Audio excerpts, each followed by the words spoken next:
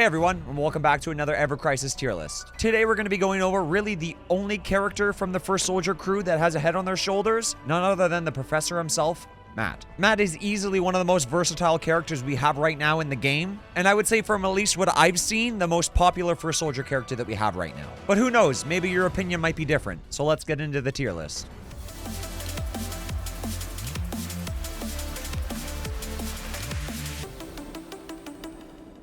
Starting off every tier list is our normal disclaimer. These tier lists are my opinion, and your opinions may be different. And you know what? That's okay. And this is a perfect place for us to have a discussion down in the comments below about it. Some people may value things a little bit more differently compared to what I do, but I just want to give you my honest opinion of where each of these weapons is going to help you in the future for your characters. The rules and factors on how I judge the weapons are right over here. If you want to pause so you can read it, now's the time. Otherwise, we're going to get into Matt's tier list. Starting off Matt's list is the broadsword axis. With the broadsword axis here, it's got a 480, which is interesting. A lot of the other ones that have like the high physical non-elemental is usually a 500%, so it's a 20% in the opposite direction, unlike Tifa's where it's 20% in the other direction. The materia attached to it, just all attack boosts, so it's just balanced across. The R abilities, the physical attack, and the lightning potency. The physical attack is going to help this, as this is a physical attack weapon. The lightning potency, not going to be helping him too much in this situation. For me, in terms of the broadsword access for Matt, it's going to boost up himself. I'm gonna put it as a tier weapon for itself. I think it is. I think it's an okay physical weapon.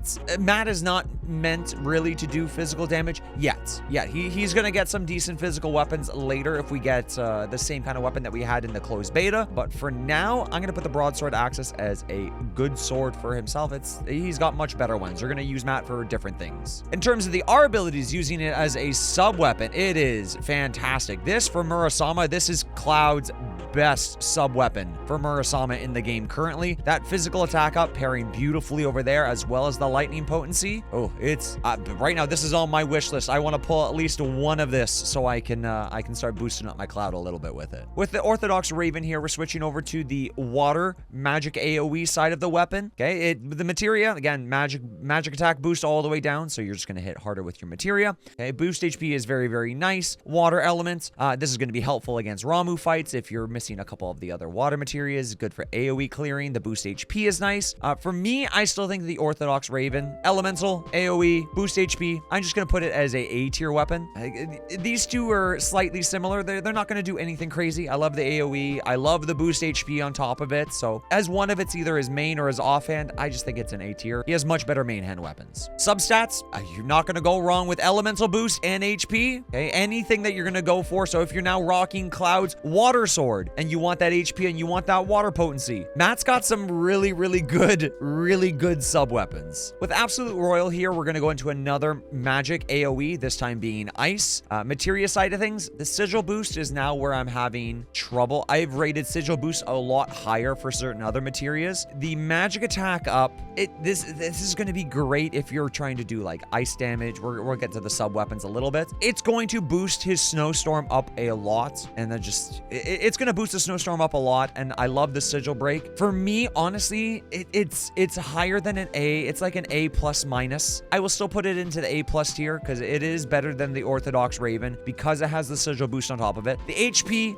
I still cannot disrespect the HP here. The R abilities, I do like the Orthodox Raven a little bit better. At least with the Absolute Royal, the magic attack up is really going to make your snowstorm hit harder. So if you're trying to really do that ice damage, it's going to work, and then you're also going to get the sigil break on top of it. In terms of the R abilities, again, physical, magic attack, little bit of healing, and elemental potency and HP. I'm gonna still put this up in good. If you're trying to do ice damage magically, so even if you have like Cloud's Shiva sword, like this would be a great offhand if you're trying to make that ability hit harder into it. It's gonna be good. So yeah, magic damage dealers, ice potency, it's a good R ability. Okay, so prime number here. This is the exact same ability that you would get with Fairy Tail, and with the First Soldier groupings, having him as being your AoE dedicated healer, like you could easily have this replace your Aerith if you wanted to. The boost heal 16 is still really nice. The lightning resistance really doesn't do anything crazy. The materia, this is your offhand weapon, but it's still one of his main weapons. For me, I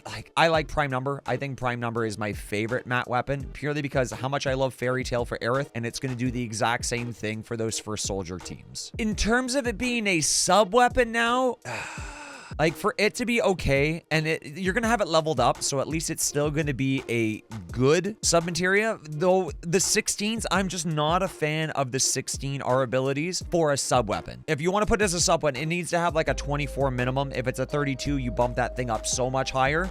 But with like lightning resistance being way too specific and the boost heal just not being a 24, I'm gonna put this as a meh in terms of a sub weapon. I still love the ability the best. That's why it's an S tier up for the weapons, but it's a meh in terms of the sub tiers. For the Espine Rapier next G, still 5 ATB. You could easily rock a Cure Materia to replace it. Some people are loving these single target ones, but I'm really not. I still think Prime Number is by far Matt's best offhand weapon. The magic defense, if you're putting this in the main hands, like you're just gonna have other things that you can put to the main hand instead. Magic defense, magic ability potency, nothing special in terms of the materia side of things. For me, like I've got to put at least one thing. Like realistically, you could probably put this in C. I'm gonna put this in D. I don't see a use for this. Like you're gonna have the Prime Number in the offhand, and then you're gonna have one of his other utility weapons probably in his main hands. So you can just put in a materia slot, put in a cure slot, and that's gonna just be just as good. Sure, when you upgrade it, that cure potency is eventually going to blast past any of those materia.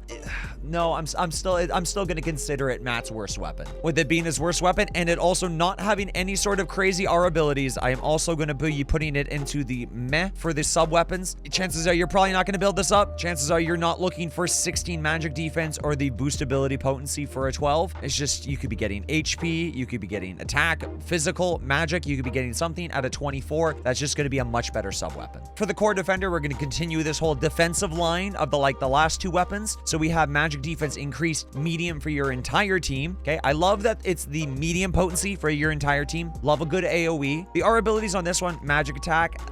Again, this is another offhand. So if you're going like pure support and you have like magic attack down or magic defense, you have the other debuffs for other characters, and you're taking too many hard hits. Like in terms of like you're fighting Shiva and she's blasting you up. This is gonna work fine. You could run Prime Number, you could run Core Defender if you have other things. Materia, nothing special here. I'm gonna put this into an A tier purely again for the ability. Just being able to hit that medium right away. If you build it up, you can get it up to a high. The medium effects for AoE, I like them. I think it's an A tier weapon. When you need to survive those magic attack, it's gonna cover that. And when you don't need it, you don't equip it. Our abilities, magic attack, again, we're not at that 24. Water resistance, a little bit too specific. Mats, you have some such good equipments for other things, and then some of these other ones just not as good. So right now we're at a 3-3 split. The Stingray here is another one of Matt's good weapons. Okay, this is great for a magic team. It does magic damage itself, and it lowers magic defense medium upwards of high. It's kind of weird that it boosts his physical attack though as an R ability. A lot of Matt's nothing special on the materia side of things. A lot of Matt's weapons they got great abilities. Some of the R abilities, they're great for the subs, but they just kind of don't line up together. For the Stingray here, I'm still gonna put it as a A+ weapon because I love being able to have those physical and the magic defense downs. As you can see in a lot of the other tier lists, how I rate them so highly. I still think AoE curing, with this being one of two weapons currently in the game that has this AoE heal, it's gonna be hard to beat that at this point in time in the game. But anything that you can do to make your team hit harder, I'm gonna consider this a good ability. In terms of the sub weapon side of things though, the 16 again, meh, just not strong enough. Definitely not strong enough coming into it. So I'm gonna put this as a meh. The 16, if it was a 24, sure, I'll take the 24 because you're gonna build it up if you want to get that magic defense down. Throw this onto one of your physical attackers, be it Tifa, be it Barret, be it Cloud, anyone, but just the 16, you're gonna have higher options for a sub weapon. And for the last of Matt's weapons, and Matt also seems like he has the least amount of weapons out of everyone in the game, currently at 8. I believe everyone at least has 9 or more currently as it stands in the game. For Slick Beetle, we have the X-Shot dealing physical damage, also lowering physical attack, which is again going to help you on those fights where they're buffing, and you gotta lower those buffs, otherwise they're just going to start one-shotting your team. And then if you're dying, then you're not living and you're not passing the quest. Nice thing about it as well, it has the boost HP on top of it. The critical potency, I think critical potency is one of the worst R abilities in the game, even though that certain ones can have a crit rate like this, 10%. The 10% is just not going to be enough. So with the boost HP 24 though, that pushes it over the edge. That makes it very, very good. I think that Slick Beetle is probably as well one of his best main hands. If you're going to go for the sigil breaking, if you're going to go for that magic defense down, if you're going to be going for the physical attack down, I think Slick Beetle is by far one of his better weapons. And just balancing right down that middle for the sub abilities, you can't go wrong with a boost HP 24. Sure, the boost critical potency, as I said, I'm not a fan of the boost critical potency. A 24 HP, you know what, see, this could probably go into a high okay. The other ones over here that they have the HP, the magic attack, or the physical attack, plus an elemental potency as well, which I think is going to push that just a little bit further into the good side of things. If you need the HP, it's going to be fine because you can build it up anyways. I'm going to put it into okay, so it's still going to be a little bit more split. And that right there is where I stand on Matt's tier list. As you can see, he really doesn't have any bad weapons.